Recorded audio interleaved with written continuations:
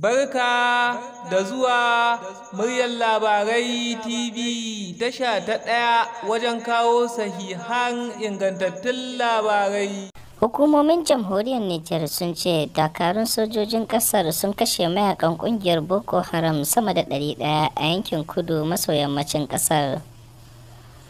Wata sanarwa da rundunar sojin ƙasa ta ƙasar ta wallafa a shafinta na Facebook ranar Talata ta ce, lamarin ya faru ne a yankin Toride da ke kan iyaka da Burkina Faso. Sanarwar ta ce sojojin ƙasar guda 19 sun mutu a yayin harin.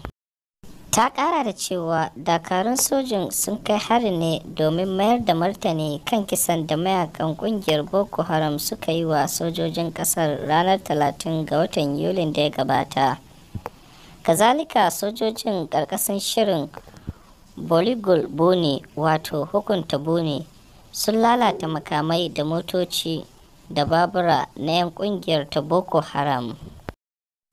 Dama dai yankin na yammacin Jamhuriyar Nijar ya daɗe yana fama da hare-haren 'yan ta'adda da ke da sansanoni a arewacin Mali tun shekara ta 2017.